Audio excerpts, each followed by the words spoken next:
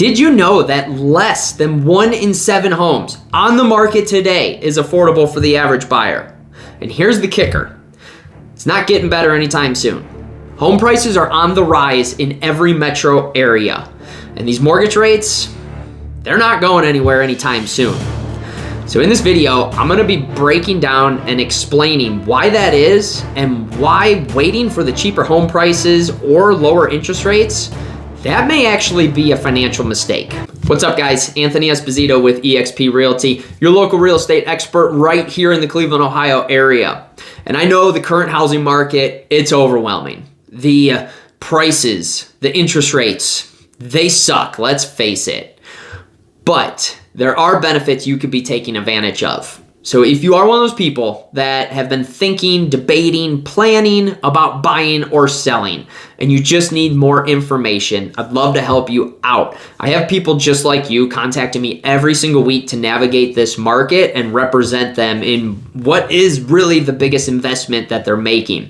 Contact me directly here or go in the description below. Use one of the methods that I have listed there. All right, I want to start off by looking at some of these articles. The first one I want to go over is housing affordability didn't worsen in 2024. The first time in 4 years that this has happened.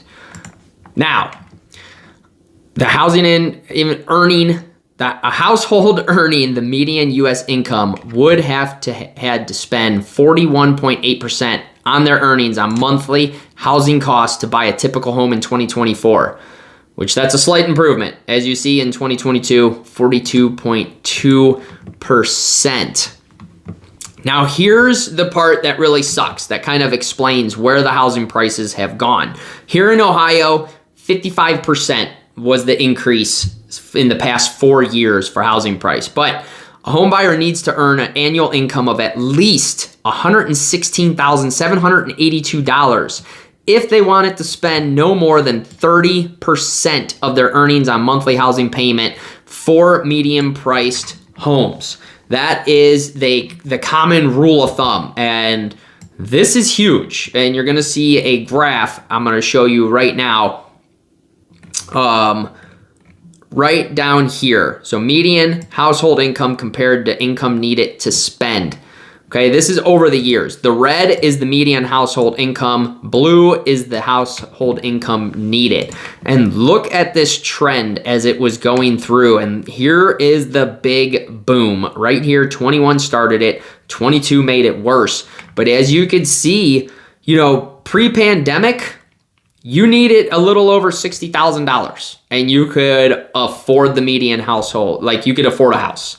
Now, that is nearly doubled from where it was at. And we all know wages have not gone up. They barely have gone up. The least affordable major markets right now, Los Angeles, San Francisco, Anaheim, all in California, rightfully so. Cost of living out there is insane. You would need to spend over 75% of their pay on monthly housing costs.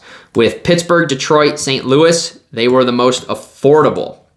So the affordability improved 25 of the top 50 metros in 2024, which is awesome.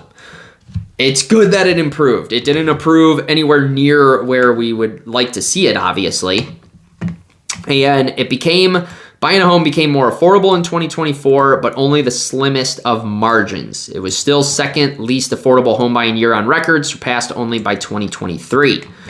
Now, a household making $83,782 median U.S. income in 2024 would have had to spend 41.8% of their earnings on monthly housing costs if they bought the $429,734 median home priced home. It's a slight improvement from that 42.2% that we talked about, but it's considered less affordable than the typical share of 30% or lower recorded throughout the 2010s.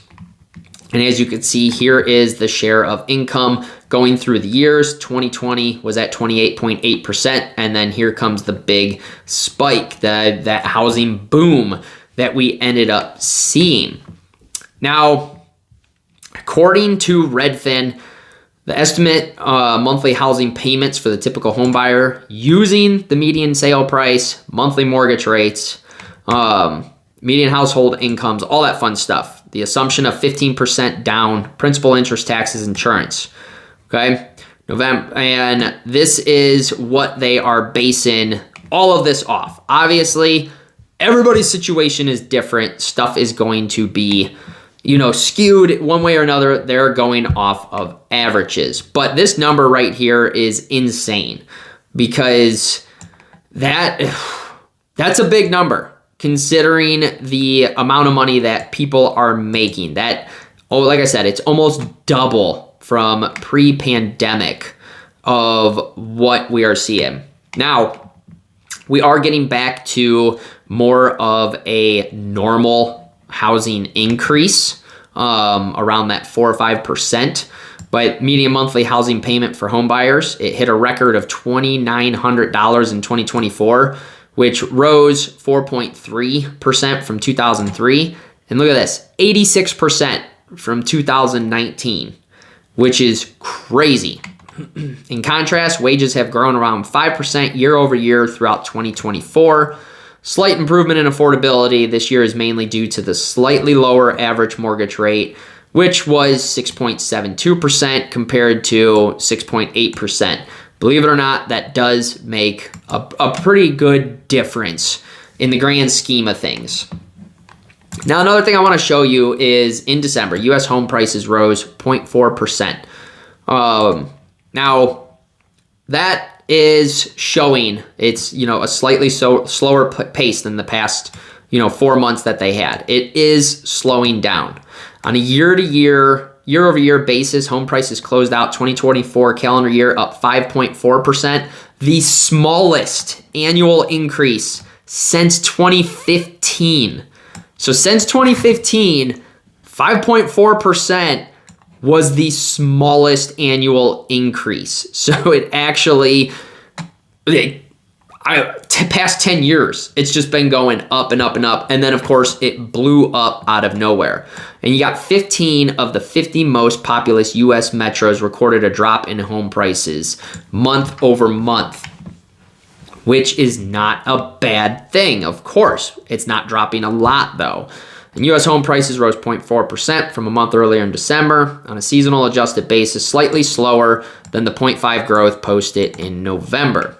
Now, here is the home price index nationally, as you see here. And if we go to my area, if we look at, come on, switch to Metro. There we go.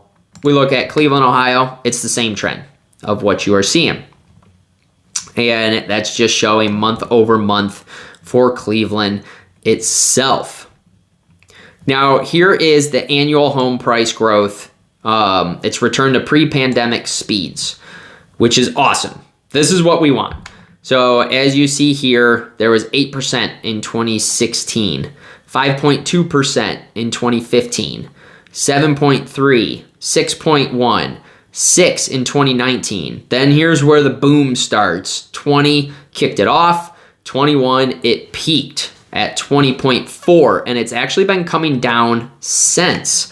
But this is a gradual process. It is delayed. It takes time to actually see it. So we are getting back to normal numbers. There was 6% in 2014, and there was a little bit of a peak right there in 2013. But we are pre-pandemic numbers is where we are currently seeing the home prices of their growth. Now this right here, home prices are rising in every major metro for the first time since 2022. They're not going anywhere, is basically what that's saying. Now, here in Cleveland, prices jumped 15% year over year in December, the biggest increase among the 50 most populous metros. Next came Milwaukee and Philadelphia. Florida is home to 3 metros where prices rose the least. Now, home prices rose from a year earlier in all 50 of the most populated U.S. metropolitan areas in December, the first time that has occurred since May of 2022, when the pandemic home buying frenzy caused prices to skyrocket. By comparison, home prices rose in 41 metros in December of 2023. Now, here is a list. I'm going to get down to a list over here that's going to show you current home prices, median home prices. So again, in Cleveland, median home price sale rose 15% year over year of December.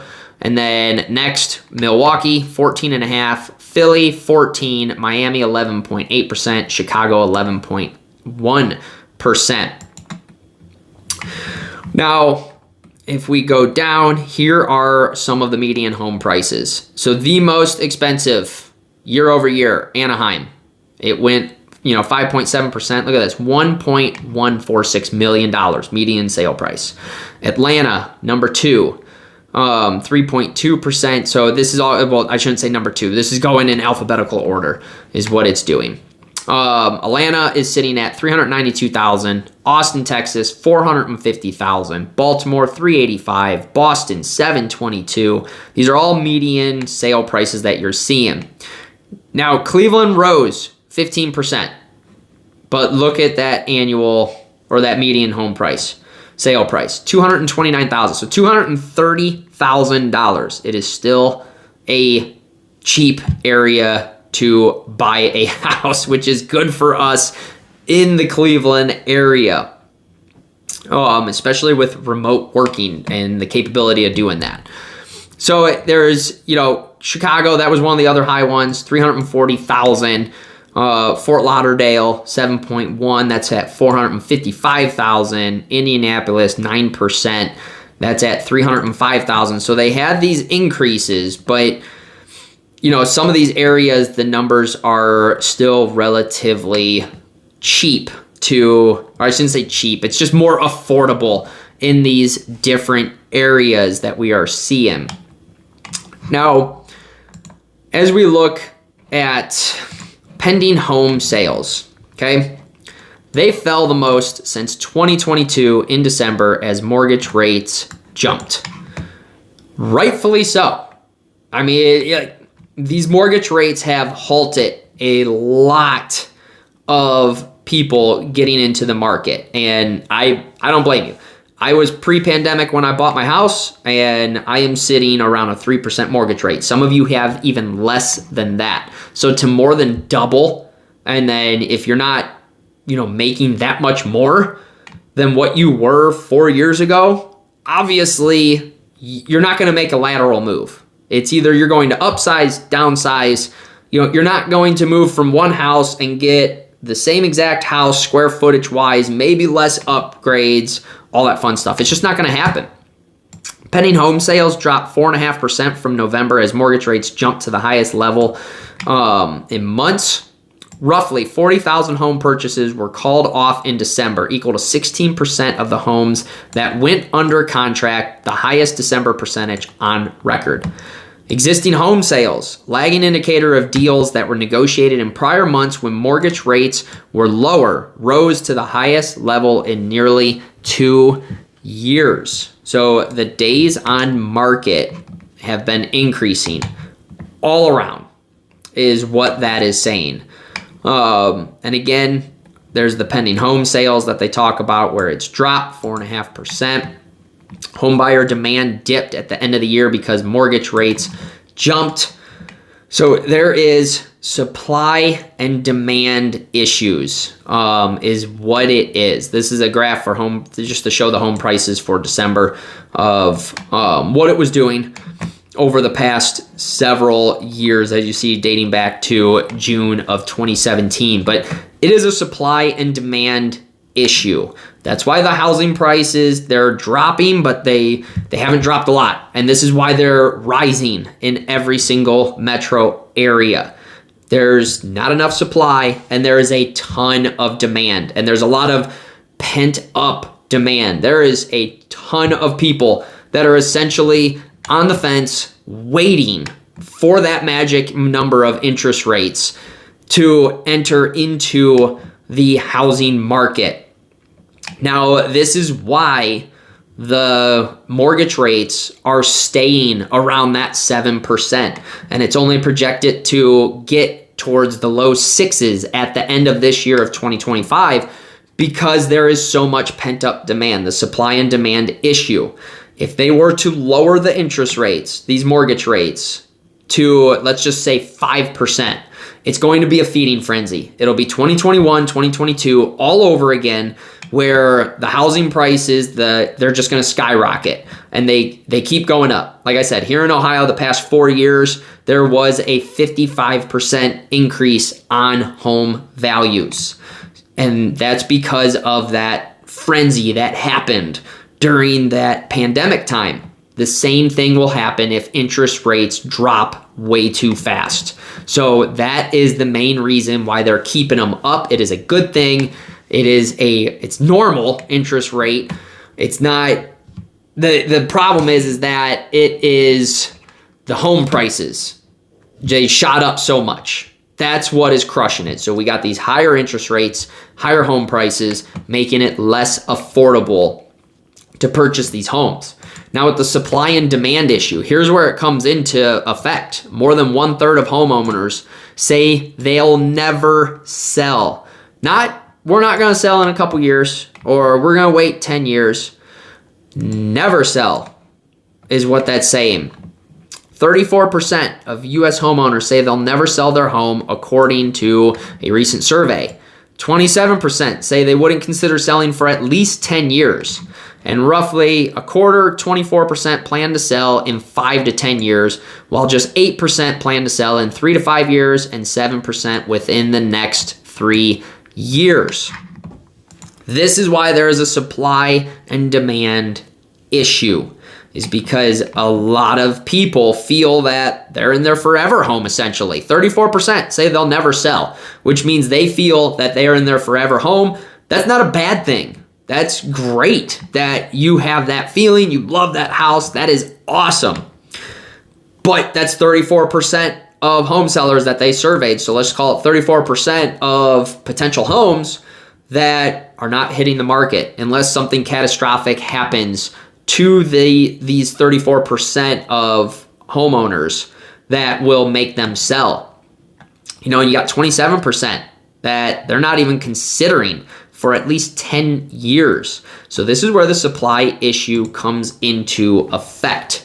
And until we have the supply, we cannot have mortgage rates drop down to 4 or 5% range and expect it not to blow up the housing price again and have massive, massive growth on value, and essentially making it completely unattainable, especially for first-time home buyers who they don't have homes to sell. They don't have equity. Now, that is the caveat to all of this, is a lot of people I talk to, they don't realize how much equity that they have in their house, even if they bought it 2 years ago, 3 years ago. If you're someone like me who bought in 2019, the amount of equity in your house, it's going to be like just phenomenal. It's going to be a large number, and that's what may be your like knight in shining armor to combat these home prices and the interest rates, because you can buy down the rates. You can put more down for a down payment on the house to kind of bring the cost down. So that's where it's at right now. And unless you really need to sell, people aren't selling just to sell. There's typically a pain point that is behind it. So you got 43% of baby boomers say they'll never sell their home. So they're content, they're in their forever homes, almost half. So the majority is still willing to sell. However, these baby boomers, they're in their last home, calling it good. Now, the millennials, my generation, okay, the majority of them are saying within more than 5 years, but within the next 10, they want to end up selling. It's funny because that's right around when I'm going to be selling. My house is probably around that 5-year mark. Now, more than 10 years, but at some point, Gen Xers. And this is because, you know, their situation, where they're at in life. And again, I'm not going to sell at all. The baby boomers are leading the way, which means they are in that forever home. They're good to go. But there is not much within the next 3 years that you're seeing between baby boomers, Gen Xers, and then millennials and Gen Z. Not a whole lot is doing anything within the next 3 years. And again, these mortgage rates, they're currently around 7%, and they're just not going anywhere anytime soon. But there are a lot of great benefits that are out there. Drop a comment down below. Let me know how you feel about, the data that I just showed you. Let me know how you feel about this housing market, the interest rates, all of that stuff. If you got any value from this, be sure to smash the like button. It's greatly appreciated. And again, if you are trying to figure out if you can buy, if now's the time to sell, whatever that case may be for you, I'd love to help you out like I have many others that are contacting me every single week. You can call me directly here, or you can use one of the methods that I have listed in the description below. And if you haven't already, click subscribe, turn notifications on so you can stay up to date on future videos that I have coming your way.